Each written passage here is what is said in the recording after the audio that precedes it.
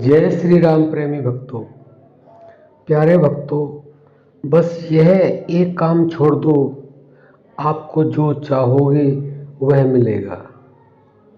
प्रेमी भक्तों, सब जानते हैं, लेकिन ये किसी से होता नहीं, और होता है जिसको पता होता है, जो करना चाहता है वो करना नहीं चाहता है, क्योंकि भगवान की जो माया है वह बड़ी प्रबल है, वह करने नहीं देती है। देखिए, लोग नाम जप भी करते हैं, साधना भी करते हैं, तीर्थ व्रत भी करते हैं, लेकिन जो वो चाहते हैं वह होता नहीं है। इसका असली कारण क्या है?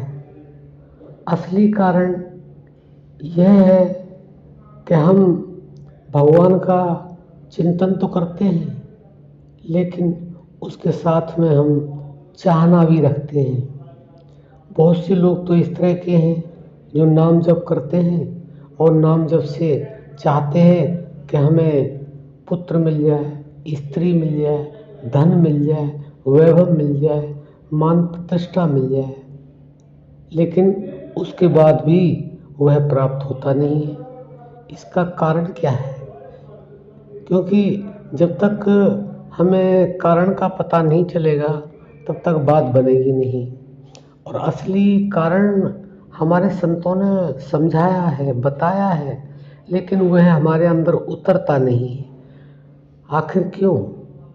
वह इसलिए क्योंकि हम केवल सुनते हैं, करते नहीं हैं। अगर हम सुने और अपने अंदर उतार लें और उसको अगर करने लगें तो वास्तव में हमें जो चाहिए वह मिल जाएगा, और बिना चाहे मिलेगा।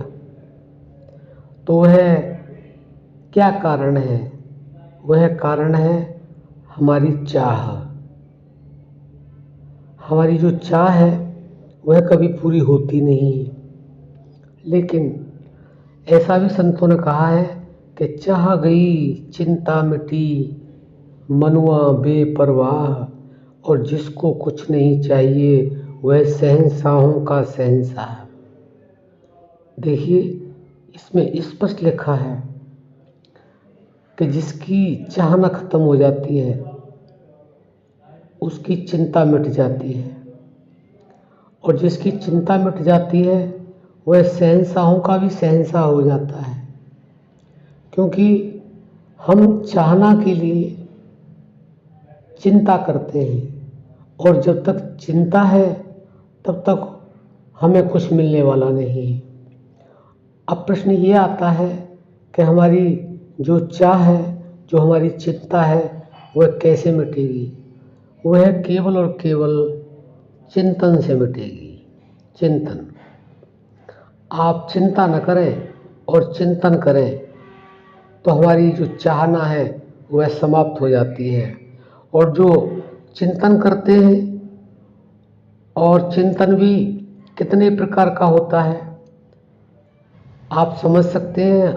बहुत सारी वीडियो में बताया गया है कि एक भगवान का जो नाम जप होता है, वाणी से होता है, फिर होठों से, मन से, फिर प्राण जप होता है।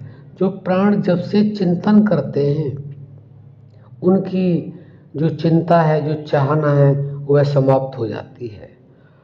और उसके बाद में जो अनन्य, यानी किसी और की नहीं, केवल परमात्मा की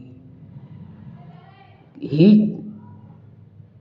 वो करते हैं, चाहना या चिंता, उसी को चिंतन कहते हैं। केवल और किसी संसार में किसी वस्तु की भी चाहना नहीं करते, और केवल चाहना करते हैं तो परमात्मा तत्व की, परमात्मा की, उस दैविक शक्ति की जो अनंत है। तो वास्तव में उनकी चिंता समाप्त हो जाती है, और चिंता जब समाप्त हो जाती है तो हमारी चाहना भी समाप्त हो जाती है। और चिंतन करते करते जब हमारी चिंता खत्म हो जाती है और उस समय जो हमारी चाहत होती है वह तुरंत पूरी करते हैं परमात्मा अपने आप, क्योंकि वो जानते हैं कि इसकी कोई चाहत है ही नहीं, और जो उसको चाहिए उसको अपने आप देते हैं, इसमें बिल्कुल भी संशय नहीं है। इसलिए आप चिंता छोड़िए और केवल चिंतन करिए, तो उससे आपका जो भी कुछ है सब क्लियर हो जाएगा।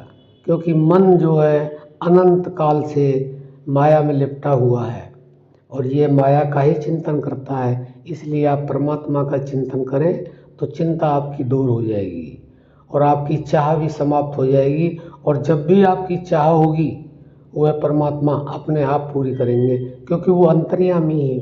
अंतर्यामी सब जानते हैं कि किसको क्या चाहिए।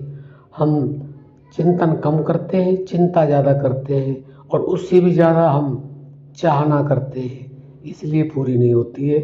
इसलिए अनन्य भाव से आप चिंतन करिए तो वास्तव में आपकी चाहना अपने आप पूरी होगी। वह परमात्मा स्वयं करेंगे, वह सब जानते हैं।